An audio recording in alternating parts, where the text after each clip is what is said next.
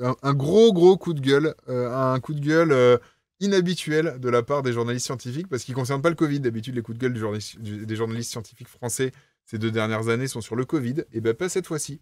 Cette fois-ci, c'est le journaliste de Radio France, Mathieu Vidard, qui écrit. Alors, qui écrivait L'heure est importante. Qui écrit le 4 octobre à 20h50. Alors, il faut savoir que le 4 octobre, c'est le jour auquel a été annoncé le matin même le prix Nobel de physique, qui compte 3 titulaires cette année, dont le physicien français Alain Aspect, dont on voit la photo pour les gens qui nous regardent au lieu de nous écouter.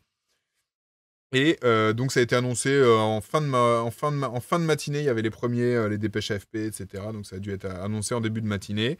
Alain Aspect, prix Nobel de physique. C'est une nouvelle pas moins importante que le prix Nobel de littérature, pourrait-on dire, qui a été décerné à Annie Ernaux. Et en fait, Mathieu Vidard écrit donc le 4 octobre à 8h50 du soir. Le prix Nobel de physique français Alain Aspect vient de se voir généreusement gratifié d'une dizaine de secondes au journal télévisé de 20h en fin de journal. On est peu de choses. Il est pas hyper content. Il a mis une photo d'Alain Aspect pour compenser du coup. Effectivement, j'ai été vérifié et je vais commencer. Je vais vous montrer comment les journaux télévisés en fin de journée, alors que la nouvelle elle est tombée en début de journée. Alors, il va y avoir une explication sur ce qu'a fait Alain Aspect, dit l'autre l'ancien. Elle arrive, on va en parler. Mais d'abord, on va parler des journaux. Donc, dans vos journaux télévisés, le jour même, qu'est-ce qu'on pouvait voir? Je vais vous montrer d'abord le replay de TF1. Je vous le montre tout de suite. Alors, laissez-moi 15 secondes. On va voir si ça se lance. Ça vous évite le plaid à carreaux. Enfin, cette question, un fournisseur de fioul peut-il m'imposer une livraison minimum?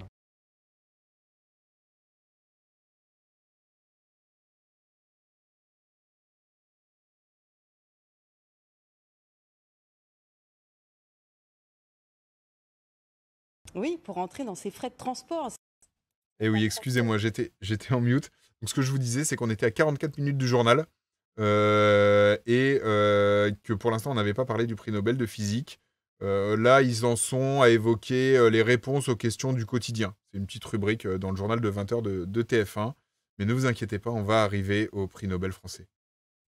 D'ailleurs, c'est vrai pour tous les types de livraison, il faut bien regarder les conditions générales de vente. Merci beaucoup, Garance. Un Français et la recherche française à l'honneur, Alain Aspect, a reçu aujourd'hui avec 2 autres lauréats le prix Nobel de physique. Il est professeur rattaché à l'université de Paris-Saclay et à l'école polytechnique. C'est l'un des pionniers de l'intrication quantique, utilisée en termes beaucoup plus simples par des géants comme Google pour concevoir la prochaine génération d'ordinateurs surpuissants. Le nouveau prix Nobel a remercié son professeur de physique lorsqu'il était élève au lycée d'Agen. Sur LCI, dans un instant, Ruth Elkrief reçoit l'ex-oligarque. Donc ça, c'était TF1. Et maintenant, on va voir comment France 2 en a parlé. Alors, ça vient à 36 minutes du journal, après un dernier sujet sur l'exposition de la Fondation Louis Vuitton. Je vous le mets également. Elle s'inspire des fleurs et de la nature qui l'entourent. Comme Monet, en haut de l'image, elle invente un nouveau monde de couleurs totalement immersif. Avec ses formats XXL, l'un comme l'autre, ils font voler en éclats le cadre traditionnel. Alors dans cette exposition, on découvre enfin leurs tableaux immenses accrochés côte à côte. C'est la première fois qu'on confronte ces 2 monuments de la peinture. Un Français fait partie du trio récompensé par le prix Nobel de physique. Il s'agit d'Alain Aspect, avec l'Américain John Clauser et l'Autrichien Anton Zeilinger. Ils sont primés pour leurs travaux dans le domaine de la physique quantique, qui les ont menés notamment à des mesures extrêmement précises ou à des communications ultra sécurisées. C'est la fin de ce journal. Dans un instant, le journal météo. Et voilà.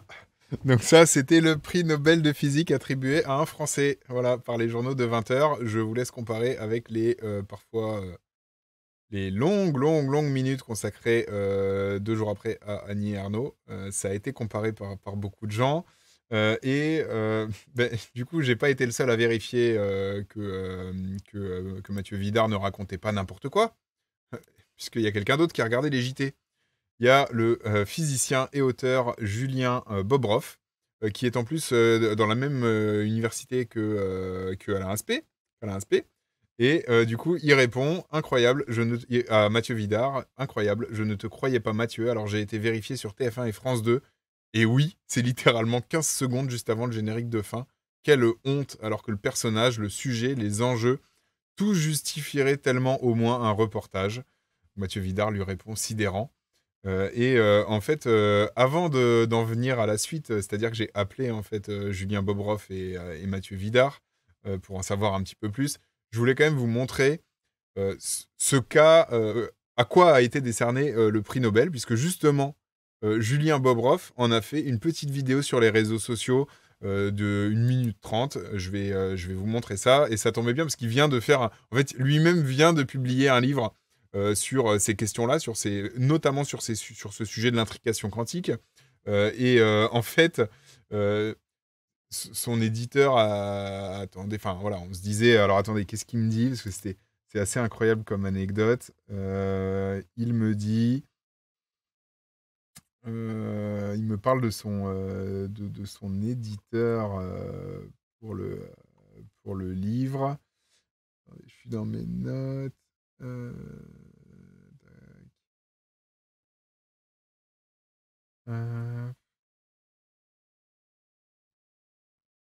Enfin bref, je crois que son éditeur attendait qu'il soit inondé d'appels, et en fait ça n'a pas du tout été le cas. Du coup, il a été appelé par le Huffington Post, à qui il a donné une explication justement il a donné des explications sur la valeur de cette découverte.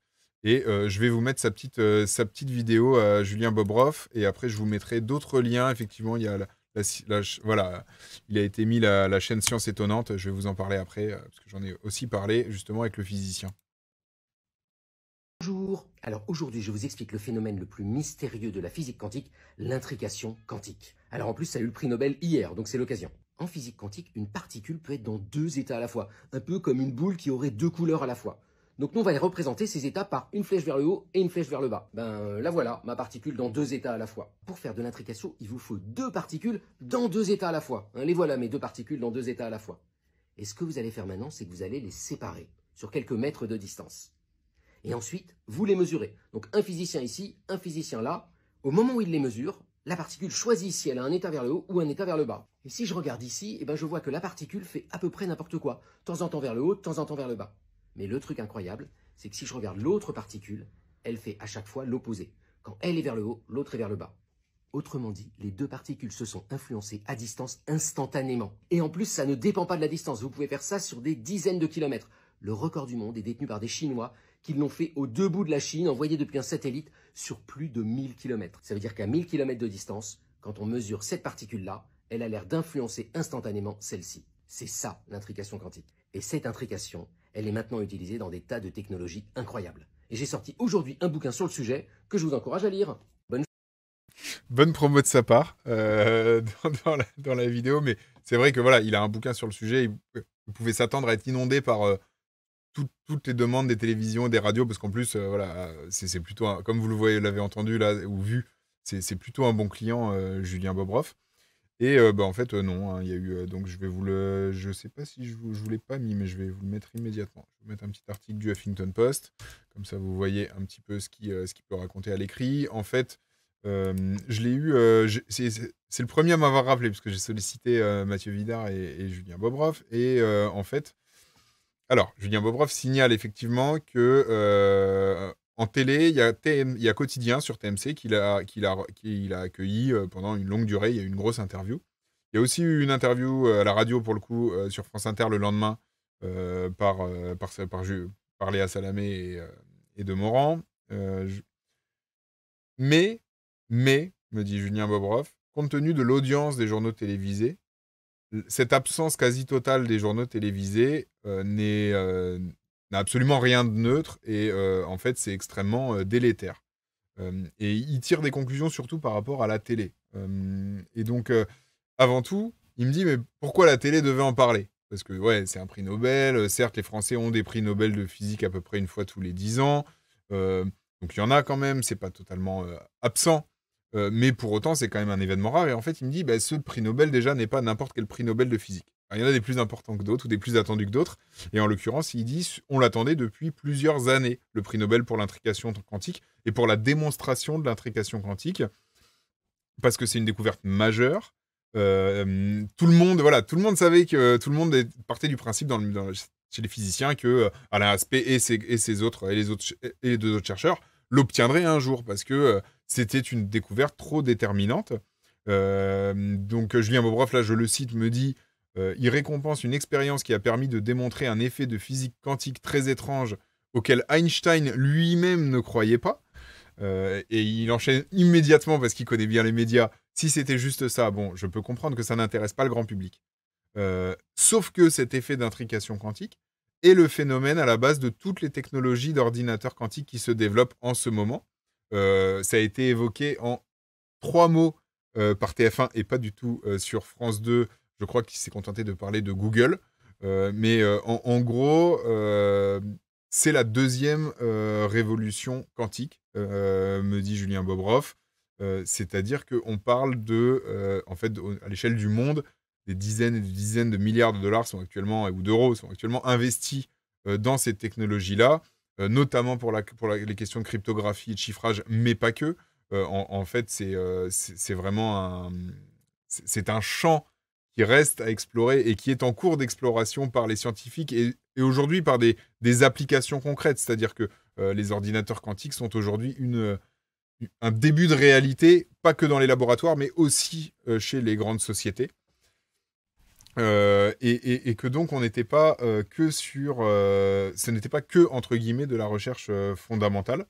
Donc Julien Bobroff, il me dit c'est un sujet géostratégique et économique majeur qui repose uniquement sur cet effet. Donc on n'était pas sur un sujet où on pouvait trouver des excuses aux journalistes. C'est un sujet qui peut avoir des répercussions technologiques majeures. Et ça, pour le coup, c'est un angle pour les journalistes. Donc il connaît le journalisme parce qu'il parle d'angle et tout. Et effectivement, c'est un angle. C'est-à-dire, on pouvait aller voir Alain Aspect, on va en parler très bientôt, mais on pouvait aussi aller juste dans les labos, dans les grandes entreprises qui bossent sur ces sujets-là. Ça permettait de faire du reportage un petit peu concret. Et Julien Bobroff ajoute en plus qu'Alain Aspect est un bon client, que c'est même un excellent client qui sait très bien, il sait s'exprimer, qu'il était sur le plateau de Saclay, c'est-à-dire à 5 km des plateaux de télé pour une interview, que le prix a été annoncé à 11h, donc ça laissait quand même largement le temps d'aller à Saclay, d'envoyer une équipe de journalistes pour tourner une interview du prix Nobel. Il rappelle qu'il y a une dizaine d'années, Georges Charpak avait été nobelisé et que sur le plateau de TF1, alors en direct, il y avait eu Georges Charpak et un autre le précédent prix Nobel de physique français qui était présent et qu'ils avaient entamé un dialogue. Et que c'est évidemment extrêmement intéressant et inédit et très riche et touchant. Voilà, comme ça peut l'être quand deux pointures scientifiques se rencontrent sur un plateau de télé. Et qu'en fait, TF1 avait carrément coupé l'un au milieu de sa question et de la réponse de l'autre pour diffuser le match de foot. Puisque l'interview avait eu le malheur de durer un tout petit peu trop longtemps. Et en fait, Julien Bobroff, il me dit, 10 ans plus tard, on a franchi encore un cran, on essaie même plus de faire l'interview ou un reportage. Voilà, on a 10 secondes à la fin du JT. Et il note que il a une hypothèse sur le fait que ce sujet soit passé à la trappe. Il se dit qu'en fait, il y a peut-être personne en conférence de rédaction du journal pour le défendre. Que là où il y a 10 ans, il y avait souvent des vieux journalistes scientifiques respectés dans ces rédactions-là, dans ces télés, qui pouvaient dire non, mais là, c'est vraiment important, en fait. Il va falloir consacrer 3 minutes à ça, même si vous y comprenez rien, et que je vous assure, c'est important, faut en parler, il y a des trucs à dire. Et en fait, c'est vrai que Julien Bobroff, il dit, j'imagine qu'en conférence de rédaction, il faut défendre des sujets, et que on paie l'absence de gens compétents, et puis aussi qui ont du poids dans leur rédaction sur les sujets scientifiques. Personne ne s'est levé dans la pièce pour défendre l'intrication quantique et le prix Nobel d'Alain Aspect. Son soupçon, c'est que personne ne sait ce qu'est l'intrication quantique dans la pièce, ni même ses conséquences vraiment. Et en plus, il dit que ce jour-là, il y avait comme quoi il connaît très bien les médias. Il dit qu'en plus, c'était pas la mort de la reine d'Angleterre. Il y avait plein de sujets tout à fait banals qui ont été diffusés dans les 20h et qu'ils auraient tout à fait pu parler un peu plus d'Alain Aspect. Il n'y avait pas un besoin de solliciter toute la rédaction pour couvrir une actualité chaude, hyper tendue. Bah, du coup, son éditeur. Ah oui, non, c'est ça qu'il me dit. Son éditeur l'a appelé après le prix Nobel pour lui dire, mais disons que c'est terrible, Julien, personne va parler de ton bouquin, il va te voler toute la vedette. Bon, bah, pas du tout, hein. Voilà. Vu le résultat, ça n'a pas été du tout le cas. Et en plus, il précise que le CNRS a proposé sur Twitter de mettre en lien les journalistes avec des scientifiques. Donc il n'y a vraiment aucune excuse pour les médias, et notamment les télés, en particulier les 20h, qui n'ont pas traité le sujet. Mathieu Vidard, lui, je vous parlais de l'heure de son tweet. Je vous parlais de l'heure de son tweet qui était donc, le tweet avait été fait à 20h50. Et ben en fait, il n'y a absolument aucun hasard. Il me dit, j'ai donc le journaliste de Radio France qui est scientifique de Radio France qui s'est énervé. Il me dit, j'étais un peu sidéré en fait. J'étais en train de terminer mon dîner. Il faisait la vaisselle. Et voilà, il regardait le journal d'un œil. Et en fait, il dit, j'en ai pas cru mes yeux. J'ai chronométré. On est en dessous de 15 secondes. Il comprend pas pourquoi on braque pas plus les projecteurs là-dessus. D'autant plus qu'il dit que les gens ont plutôt besoin qu'on parle aussi d'autre chose que on dit toujours l'actu, c'est hyper anxiogène, machin, etc. Bah là, il y avait un sujet pas du tout anxiogène et hyper intéressant sur lequel on pouvait tout à fait parler. Et donc, il dit que c'est... il dit autre chose. Et il dit quelque chose de plus politique qui, moi, m'a intéressé. Il confirme qu'Alain Aspect est un excellent client. Je vous ferai écouter 15 secondes derrière de France Inter. Donc, très bon client médiatique qui vulgarise très bien sa science, ce qui n'est pas du tout le cas de tous les scientifiques. Mais là, en l'occurrence, c'est le cas. Voilà. Il n'y a absolument aucun doute là-dessus. Et en fait, quelle est la réflexion plus politique de Mathieu Vidard? C'est qu'en fait, je le cite, on est dans un moment totalement catastrophique où il faut absolument que la science produise de l'argent et vienne enrichir l'économie. Alors qu'en fait, là, c'est important de consacrer de la place médiatiquement à des gens qui font de la recherche fondamentale quand on sait comment c'est précieux pour la société. C'est-à-dire que là, on parle de recherches qui ont été menées il y a plusieurs dizaines d'années. Quand on dit que c'est de la recherche fondamentale, je veux dire, voilà, entre le moment où Alain Aspect et ses collègues démontrent la réalité de l'intrication quantique et les premières applications, en fait, les premières applications arrivent aujourd'hui. Et donc là, on voit le temps de la recherche fondamentale. Et c'est fascinant donc à deux niveaux. C'est que non seulement ça démontre qu'aujourd'hui, un des sujets les plus chauds de l'économie numérique mondiale, elle porte sur un aspect de science fondamentale qui a été fait il y a, je vais dire des erreurs, donc je vais dire il y a un certain nombre d'années, pour éviter de me tromper. Si quelqu'un peut m'indiquer dans le chat à quand remonte l'expérience, les expériences d'Alain Aspect, mais je crois qu'on est entre 15 et 30 ans, mais je voudrais pas trop m'avancer. Mais en fait, on est à un moment, effectivement, où par exemple, le gouvernement français ne cesse de demander aux chercheurs, que ce soit ceux du CNRS, que ce soit ceux d'autres agences de l'État, d'être en réalité plus directement productif, c'est-à-dire de s'impliquer pour de la science plus appliquée. Et en fait, c'est bien beau tout ça, mais en réalité, il n'y a pas de science appliquée si à la base, il n'y a pas de recherche fondamentale. Et donc, couper les budgets de recherche fondamentale, c'est nous priver de recherche appliquée qui, elles, produisent, on va dire, de la richesse économique ou du confort de vie en société, si on se place d'un point de vue non capitaliste. Mais dans tous les cas, ça bénéficie à l'humanité, très directement et de manière palpable, ce qui n'est pas le cas forcément de la recherche fondamentale. Et là, en l'occurrence, on en avait un super exemple, duquel passent complètement à côté, évidemment, les journaux de 20h. Et donc, voilà, il dit, dans une période, Mathieu Vidard, il dit, là, on a affaire à de purs chercheurs de sciences fondamentales qui ont passé des décennies dans leur domaine, qui sont consacrés par la plus haute distinction, et pour lesquels, en plus, on est capable de montrer aujourd'hui le résultat applicatif de cette science, à un moment où les responsables politiques français privent de plus en plus les chercheurs de moyens, et encore plus quand ça concerne la recherche fondamentale, parce qu'ils n'en voient pas l'intérêt. Et donc, Malax dit Arrêt sur Image est donc le média qui a le plus couvert le prix Nobel. Bah non, j'ai pas invité Alain Aspect. Je rappelle que le Quotidien a fait une longue interview d'Alain Aspect. Donc voilà, tout ne se vaut pas. Mais en l'occurrence, c'est très dommage parce que le 20h, ça reste des dizaines de millions de personnes en fait.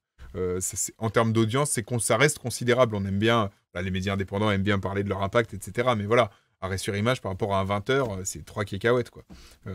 Donner 2 minutes. Même, alors, sachant que les journalistes, là, même Julien Bobroff, il réclamait pas 12 minutes de JT comme a eu Annie Ernaux. Hein. 1 minute 30, déjà, il prenait, en fait. Hein. Juste le minimum syndical, qu'on voit sa tête, qu'on explique sa découverte. Peut-être un petit reportage dans, un centre, un centre expérimental, soit public, soit privé. Enfin, quelque chose qui permette de comprendre l'importance de cette découverte qui, dont tous les physiciens savaient que ça allait donner lieu un jour à un Nobel. Et donc, Mathieu Vidard regrette que personne ait eu, je cite, l'audace d'imposer des gens comme ça dans des rendez-vous d'information. C'est une occasion d'introduire des sujets difficiles. Et même la complexité n'est pas une excuse en soi, même si on ne comprend pas tout. C'est pas, il faut pas avoir peur de l'incompréhension. Et ça, c'est vrai que c'est intéressant, c'est que les journalistes, s'ils comprennent pas tout, en général, ils sont pas très chauds pour couvrir un sujet, parce que le journaliste a toujours l'impression qu'il doit être capable de bien expliquer au public les sujets complexes. Sauf qu'effectivement, quand on parle de physique quantique, on arrive clairement aux frontières des capacités intellectuelles ou de la formation, ou les deux, de la plupart des journalistes, moi compris. Faut pas... C'est pas la peine d'être immodeste sur un sujet comme ça. Il n'y a pas de honte à être beaucoup moins compétent que Julien Bobroff ou Alain Aspect, qui sont physiciens de profession et qui ont étudié ce sujet-là pendant des années ou des décennies. Et donc Mathieu Vidard, il trouve que c'est extrêmement grave à un moment où cette recherche fondamentale-là, elle est menacée, que les chercheurs ils doivent se battre pour des financements, que l'État soutient de moins en moins. Voilà, on perd une occasion de mettre en avant et de permettre de comprendre, même aux responsables politiques d'ailleurs, que la recherche fondamentale est cruciale en fait pour l'avenir de notre pays et de l'humanité, oserais-je dire. C'est bien beau d'avoir... Voilà, de trouver les meilleurs, de faire de la recherche applicative, mais en fait, s'il n'y a pas de recherche fondamentale, derrière, il y a une atonie de l'innovation, si je dois parler comme quelqu'un de l'opinion ou des Échos.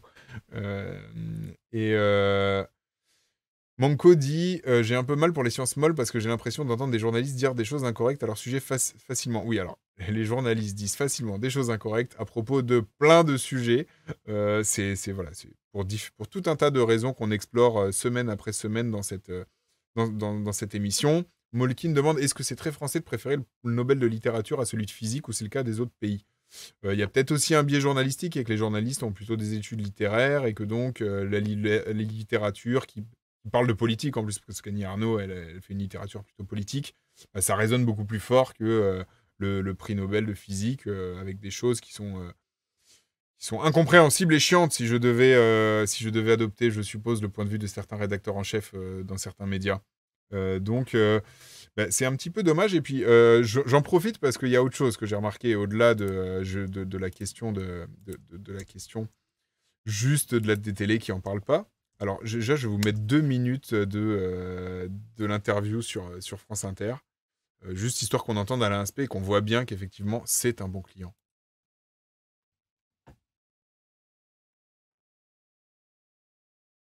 Il est 7h49, Léa Salamé, votre invitée ce matin, et le prix Nobel de physique 2022, distingué hier. Et oui, on est content de fêter avec vous, Alain Aspect, ce prix Nobel de physique que vous avez. Monsieur Hirsch, qui est Monsieur Hirsch? Monsieur Hirsch était mon professeur du lycée d'Agen, du lycée Bernard Palissy. Je l'ai eu en première et en terminale, et c'est lui qui... Donc là, j'ai envie de me flinguer. Léa Salamé, elle lui pose évidemment la question de son professeur de physique au lycée. Voilà, première question, parce que c'est ça qui intéresse les gens, vous comprenez, c'est concernant. Formé à la physique, qui m'a donné le goût de la physique et qui m'a donné des méthodes. Sur l'intrication quantique et tous les articles titrent « Les 3 chercheurs qui ont donné tort à Einstein ». Expliquez-nous. Alors, ce que nous avons démontré, c'est la violation, la réfutation d'inégalités. Donc, en faisant des mesures, on démontre que des inégalités qui représentaient la vision du monde d'Einstein, nous les violons. Donc, ça ne suit pas cette vision du monde d'Einstein. Alors, il y a eu l'expérience de John Clauser en 1972, qui a été la première, pionnière. Il y a eu mon expérience de 1982, qui est une expérience beaucoup plus raffinée et qui montre de façon encore beaucoup plus frappante ces propriétés incroyables de la physique quantique qu'on appelle la non-localité. Et puis, Anton Zeilinger, lui, plutôt, il a mis en œuvre cette intrication pour démarrer certaines applications. Pour comprendre, pour faire comprendre aux auditeurs qui vous écoutent ce matin, en gros, ce que vous avez essayé de prouver, c'est que quand on a 2 objets, on va commencer sur les 2 objets, après on peut décliner ça quand vous avez... Je ne vais pas vous infliger les explications de Léa Salamé, a priori elles sont moins bien que celles de Julien Bobroff. Mais voilà, en tout cas, vous voyez, le chercheur, il sait parler de sa recherche et il en parle plutôt bien. Et en fait, moi, ce que j'ai remarqué, c'est que spontanément, j'ai regardé sur Google, comme n'importe quel journaliste. Voilà, Alain Aspect, qu'est-ce qu'il fait? En fait, je me suis aperçu qu'il y avait très peu de contenu télévisuel. C'est-à-dire que la télé ne s'étant absolument jamais intéressée à l'intrication quantique, aux expériences d'Alain Aspect. Bah, effectivement, quand ils ont fait le journal par ailleurs ce jour-là, ils n'avaient pas d'archives à ressortir. Et à l'inverse, comme ça a été déjà mentionné dans ce chat, si on va sur YouTube, on trouve notamment la chaîne Science Étonnante, avec une explication des expériences d'Alain Aspect et une longue interview d'Alain Aspect, qui avait été faite dès 2020. Et donc, en fait, qu'est-ce qu'on constate? Alors, par ailleurs, je signale que l'interview fait 260 000 vues, ce qui n'est pas trop mal. Par contre, les expériences d'Alain Aspect, c'est 1,6 million de vues. Donc là, on commence à être dans des chiffres de YouTube qui qui devraient faire réfléchir les gens de la télé, notamment des 20h, c'est-à-dire qu'en fait, il y a manifestement un intérêt sur ce sujet-là. C'est exactement ce que me dit Mathieu Vidard. Il me dit, les responsables de programmes de chaîne n'ont pas compris que le public était en demande. On se dit qu'on va perdre de l'audience quand on parle de science, y compris aux 20h. On est fixé sur la courbe, la fameuse courbe d'audience, qu'ils ont en direct maintenant. Et en fait, c'est un faux problème. Le sujet est rencontré... ce genre de thématique sur Internet rencontre un sujet... il y a un public énorme pour ça. Et heureusement que des youtubeurs font le boulot, donc me dit Mathieu Vidard de Radio France.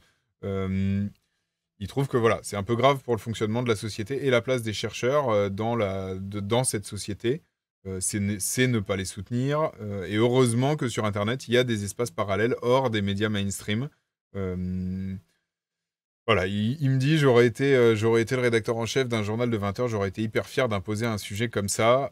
Faisons le pari, voyez, ils exigent pas trop, faisons le pari d'accorder 1 minute 30 au prix Nobel français. C'est vraiment le rendez-vous raté. Je suis assez d'accord avec lui, c'est vraiment le rendez-vous raté. Maxou dit peut-être que le public télé et le public YouTube n'est pas le même. À vrai dire, le public télé est plus âgé, beaucoup plus âgé que le public YouTube, mais pour autant, les ordinateurs quantiques, c'est quand même des choses qui parlent aux gens. Tout le monde sait aujourd'hui ce qu'est un ordinateur, bien expliqué, avec du reportage, avec les explications d'Alain Aspect ou d'un autre vulgarisateur. Ça peut très bien fonctionner. En tout cas, pour 1 minute 30 de JT, franchement, il ne faut pas tant de séquences que ça pour remplir 1 minute 30 de JT. Ils n'étaient pas trop exigeants. Et donc, si ça vous intéresse, moi, je vous invite à aller voir, pour le coup, la vidéo notamment la vidéo de Science Étonnante sur les expériences. Et si vous voulez entendre l'homme en parler directement, après, vous avez 2 heures d'interview, 46 minutes d'interview directement.